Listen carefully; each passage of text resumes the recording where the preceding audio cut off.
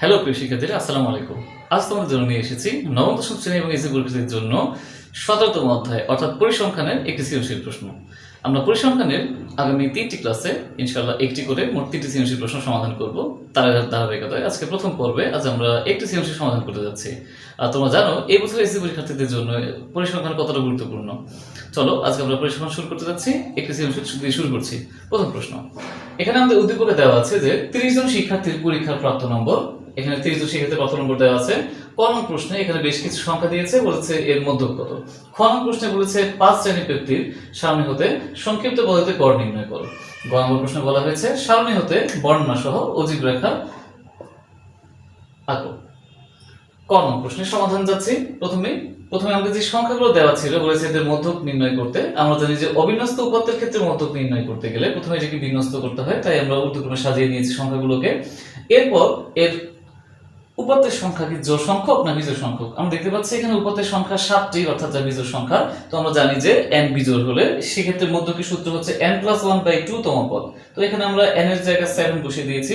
বসানোর পর আমরা মান পেয়েছি 4 তম পদ। তো আমরা দেখতে পাচ্ছি যে সাজানোর পর আমরা যে মানগুলো পেয়েছিলাম 4 তম পদ হচ্ছে 12। তার মানে এই প্রশ্নের মধ্যকের মান হচ্ছে 12 অর্থাৎ 12।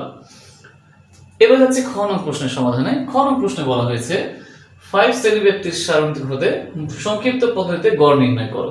তাহলে আমরা খ নং প্রশ্নের জন্য প্রথমেই পরিসর নির্ণয় করতে যাচ্ছি। পরিসরের জন্য আমাদের সর্বোচ্চ সংখ্যা সর্বনিম্ন সংখ্যা কত সেটা লাগবে, লিখেছি। পরিসর নির্ণয় করছি, তার সূত্র হচ্ছে সর্বোচ্চ সংখ্যা মাইনাস সর্বনিম্ন প্লাস 1। তো পরিসরের মান পেয়েছি আমরা 34। এবারে আমাদের শ্রেণী সংখ্যা লাগবে সারণী তৈরি করার জন্য। তো শ্রেণী ব্যক্তি যেহেতু আমাদের 5 বলা হয়েছিল প্রশ্নে, তাই শ্রেণী ব্যক্তি 5 ধরে শ্রেণী সংখ্যা আমরা পাচ্ছি 34/5, যাকে ভাগ করে আমরা পাই 6.8। আমরা জানি যে শ্রেণী সংখ্যা যদি দশমিকের আসে তাহলে দশমিকের বাম পাশের পূর্ণ সংখ্যাটির পরবর্তী পূর্ণ সংখ্যা নিতে হয়। তাহলে আমরা পাচ্ছি এখানে শ্রেণী সংখ্যা 7। তার মানে আমাদের এখানে ছকে 7টা শ্রেণী লাগবে। তো আমরা ছক তৈরি করছি। প্রথমে শ্রেণীগুলো সাজিয়েছি। সর্বনিম্ন যে সংখ্যাটা ছিল 35, সেখান থেকে আমরা 5 শ্রেণী ভিত্তি করে এভাবে 7টি শ্রেণী নিয়েছি। এবারে আমরা যেহেতু আমাদের ছক দেওয়া ছিল না, উপাত্ত দেওয়া ছিল, আমরা এখান থেকে ট্যালির সাহায্যে গণসংখ্যা নির্ণয় করব। ট্যালি, তো তোমরা ট্যালির সাহায্যে গণসংখ্যা নির্ণয় করতে অনেক সময় তোমরা বিপাকে পড়ো। এটা দুটি পদ্ধতি আছে। তোমরা প্রথম পদ্ধতি হচ্ছে যে এই যে শ্রেণী 35 থেকে 39, তুমি দেখবে যে তোমার এই উপাত্তগুলোর মধ্যে 35 থেকে 39 এর মধ্যে কোন সংখ্যাগুলো রয়েছে, যতগুলো আছে তত হবে ততগুলো ট্যালি। এখানে আমরা প্রথমটা 2 দিয়েছি, তার মানে আমরা 35 থেকে 39 এর মধ্যে আমি দুইটা সংখ্যা পেয়েছি এখানে এর ভিতরে, তাই আমরা 2 দিয়েছি এবং গণসংখ্যা 2। এভাবে আবার 40 থেকে 44 এই শ্রেণী দিয়ে আমরা এখানে খুঁজবো যে 40 থেকে 44 এটুকুর মধ্যে কয়টি সংখ্যা এখানে আছে। এখানে আমরা এখানে 2টি পেয়েছি 2, পরবর্তী শ্রেণীতে 5টি পেয়েছি তাই 5। এভাবে আমরা ট্যালি পূরণ করেছি।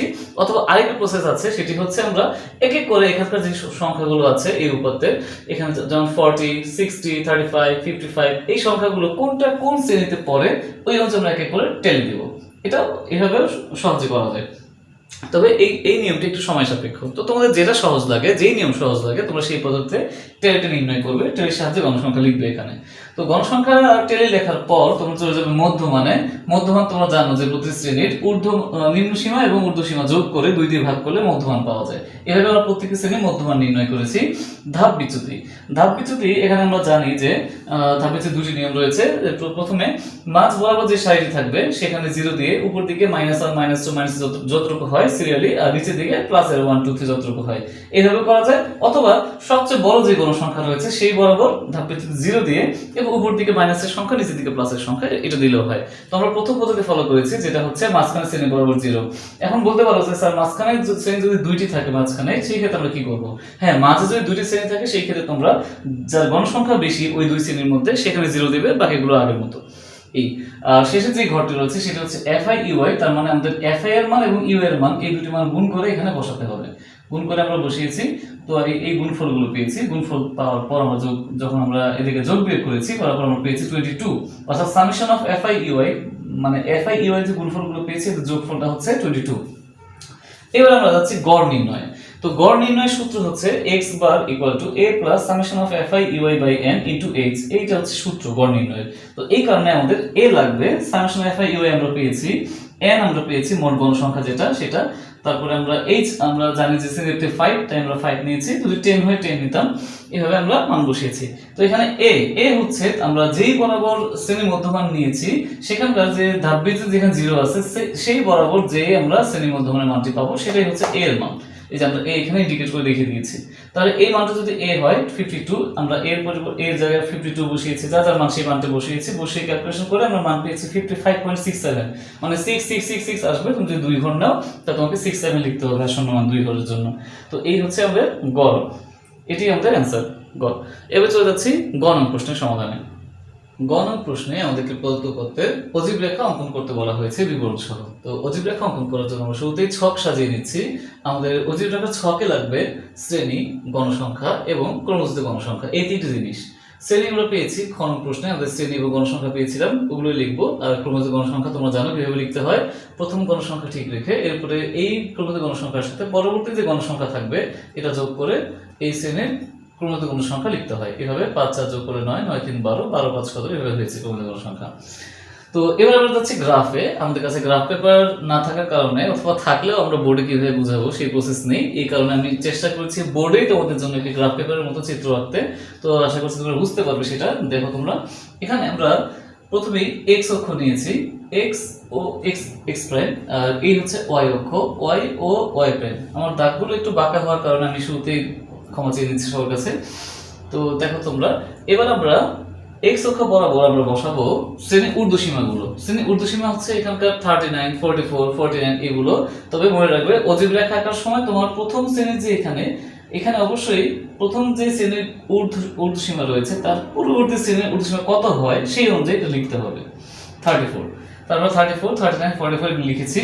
এবারে যেই ঊর্ধ্বসীমা বরাবর ক্রমিত গণসংখ্যা যত ছিল সেই সংখ্যা বরাবর আমরা একটা ফোঁটা দিব, অয় অক্ষ বরাবর এত ঘর উপরে গিয়ে ফোঁটা দিব। যেমন প্রথম যে শ্রেণী ছিল, প্রথম শ্রেণীর ক্রমিত গণসংখ্যা হচ্ছে 2, তাই আমরা 39 বরাবর 2 ঘর গিয়েছি এখানে আনুমানিক।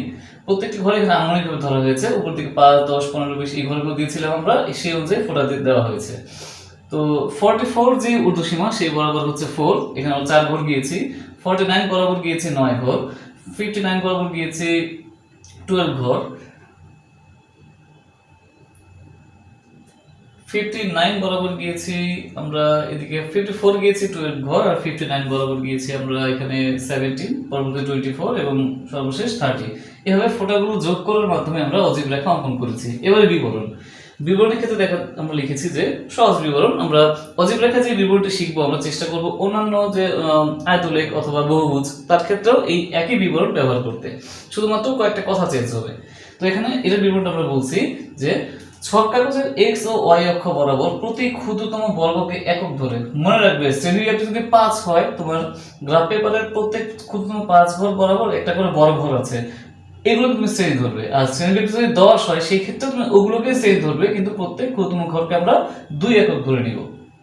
এখন 5 ঘর সমান 5, তাই আমরা এক ঘরকে 1 একক ধরে নিচ্ছি।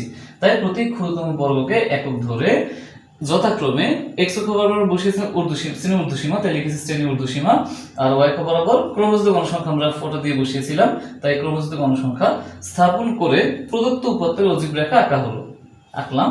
এবারে ভাঙা চিহ্ন, এখানে আমরা যেহেতু 0 থেকে 34 পর্যন্ত এই সংখ্যাগুলোর কোনো কাজ নেই, তাই আমরা এখানে ভাঙা চিহ্ন দিয়েছিলাম, সেই কথা এখানে উল্লেখ করব। 0 থেকে 34 পর্যন্ত ভাঙা চিহ্ন দ্বারা ঘরগুলো বিদ্যমান বোঝানো হয়েছে। তো প্রিয় শিক্ষার্থীরা, এই হচ্ছে অজীব রেখা, ছক, গ্রাফ এবং বিবরণ। আশা করছি তোমরা বুঝতে পেরেছো। তো প্রিয় শিক্ষার্থীরা, আজ আমরা একটা সৃজনশীল সমাধান করলাম পরিসংখ্যানে, যা তোমাদের পরীক্ষার জন্য খুবই ইম্পর্টেন্ট। তোমরা জানো যে 9 মিসের জন্য পরিসংখ্যান কতটা গুরুত্বপূর্ণ এবারের জন্য। তো তোমরা আশা করছি বুঝতে পেরেছো আজকে ক্লাস। তো আজকে ক্লাস তোমাদের কেমন লাগলো অবশ্যই কমেন্ট বক্সে জানাবে, আর আমাদের ভিডিওটি অবশ্যই শেয়ার করবে, আর আমাদের চ্যানেল তুমি যদি নতুন হয়ে থাকো অবশ্যই সাবস্ক্রাইব করবে, এবং যদি আমাদের ফেসবুক পেজটি ফলো না করে থাকো অবশ্যই ফলো করবে। বন্ধুদের সাথে ভিডিওটি শেয়ার করে আমাদেরকে পরবর্তী ক্লাসের আন্তর্জাতিক শেষ করছে আজকের ভিডিও। ধন্যবাদ সকলকে। আসসালামু আলাইকুম।